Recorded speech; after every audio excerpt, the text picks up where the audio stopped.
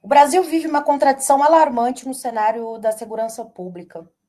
Enquanto o país registrou queda nos homicídios em geral, em 2024, os crimes de violência contra a mulher seguiram em alta, com 1.459 vítimas de feminicídio e um crescimento contínuo dos casos de estupro.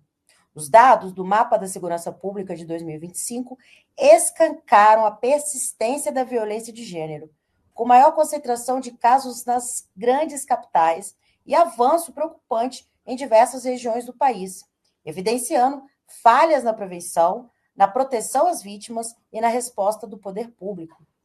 Em São Paulo, o cenário é ainda alarmante, bem mais alarmante.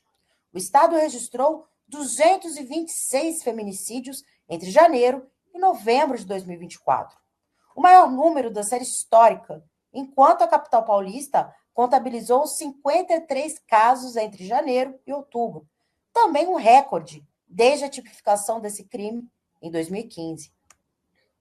A professora gerente de marketing Marina Cruz, moradora de Campinas, em São Paulo, é um triste exemplo desses números. Ela sofreu diversas agressões físicas de seu então marido e relata como oficializar a denúncia é difícil. Ela se sentiu desacreditada pelos órgãos públicos. Fui orientada a não fazer o registro da ocorrência, apesar de ter quase morrido.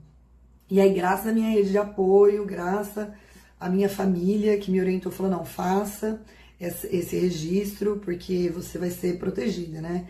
E muito do que me abalou foi que eu não conseguia fazer o registro e depois retirar. Então a gente sempre fica na dúvida, né? Não, vou fazer esse registro, vou fazer esse boletim de ocorrência, mas depois eu nunca mais vou conseguir tirar esse boletim de ocorrência. E aí foi muito difícil, porque de fato as funcionárias elas falaram assim, ah, não, mas isso talvez passe, isso talvez não seja o caso, não seja o que você quer. Por fim, eu tive força, fiz o registro do boletim de ocorrência, pedi a proteção da Lei Maria da Penha pela medida protetiva, eu consegui essa proteção e acabou que eu ando com essa medida protetiva até hoje na bolsa, embora ela tenha tido já, né, o prazo de validade expirado, que ela não dura, né, todo o tempo, ela dura só um pouco tempo. A professora de filosofia, escritora e artista visual Márcia Tiburi explica que essa reprodução sistemática da violência é o patriarcado ainda presente de forma majoritária na sociedade brasileira. Infelizmente, a violência contra as mulheres é uma constante cultural. Ela faz parte, ela é essencial à sociedade patriarcal, que se sustenta sobre ela. O que é o patriarcado? É um sistema de privilégio masculino. Os homens têm um lugar principal e as mulheres têm um lugar secundário e subalterno nesse sistema. Uma das características mais fundamentais do sistema patriarcal, enquanto sistema linguístico e simbólico e imaginário, é justamente a misoginia. A misoginia é o ódio contra as mulheres, a fobia contra as mulheres. Ela pode ser mais velada ou mais explícita. Quando ela é velada, ela diz respeito a uma espécie de coisificação, manipulação, desconsideração, desrespeito, mas que muitas vezes não chegam a se elaborar de maneira mais concreta, mais direta. Digamos que existe uma violência indireta e uma violência direta. E a violência direta, ela se organiza na forma de discursos e práticas de violência física. E de violência física que podem chegar, inclusive, ao feminicídio. Fazem parte dessa violência física a violência chamada sexual, que é o estupro, e a violência doméstica, toda forma de espancamento que as mulheres sofrem dentro das suas próprias casas. Mas na base dessa violência física existe também, então, o que eu chamei de violência mais simbólica, que é uma violência um pouco mais velada, que diz respeito a essa ideia de que as mulheres devem servir, devem estar ali submetidas, disponíveis para os homens, seja sexualmente, seja do ponto de vista da sua aparência, obedecendo a regras estéticas, regras éticas, morais, políticas e por aí vai. Márcia ainda destaca que as políticas públicas seguem sendo um elo fundamental para a mudança dessa mentalidade. Enfim, as mulheres são sempre alvo de violência no sistema patriarcal porque ele se sustenta e se garante, se fundamenta em cima dessa violência. Para superar isso, se trata justamente de superar o sistema patriarcal. Como superar esse sistema? Precisamos ter um projeto a médio, curto e longo prazo. a longo prazo, fortalecer as instituições de educação, construindo uma educação contra a violência, contra a misoginia, contra, enfim, o ódio às mulheres.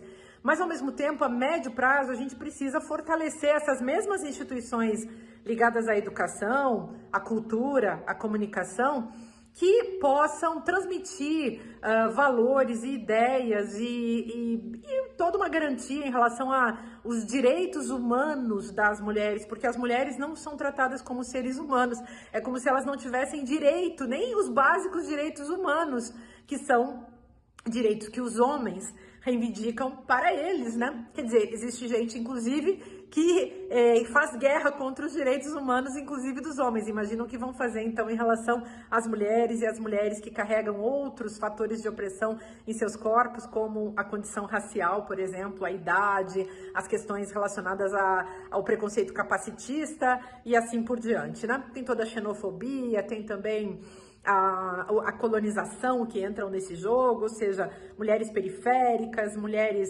da América Latina, da África e por aí vai. Bom, mas a gente não vai poder resolver tudo, mas talvez a gente possa imediatamente resolver aquilo que fica não a longo nem a médio prazo, mas a curto prazo. A curto prazo, a gente precisa que os governos usem as verbas para os programas de proteção, as políticas de proteção às mulheres e para a superação das práticas de violência perpetradas pelos homens. Então, políticas públicas em nível municipal, estadual, federal, que garantam segurança para as mulheres e que, ao mesmo tempo, possam reeducar esses homens, campanhas, portanto, contra a violência, são muito importantes de serem promovidas pelos governantes, pelos legisladores.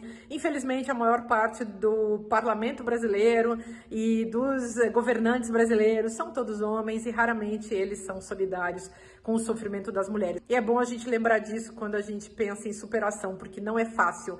Mas se tiver homens do nosso lado, mulheres do nosso lado, ou seja, feministas do nosso lado, então a gente pode avançar. Diante desse cenário, torna-se indispensável o fortalecimento de políticas públicas eficazes, com investimentos contínuos em prevenção, proteção às vítimas e responsabilização dos agressores, papel que cabe diretamente ao Estado.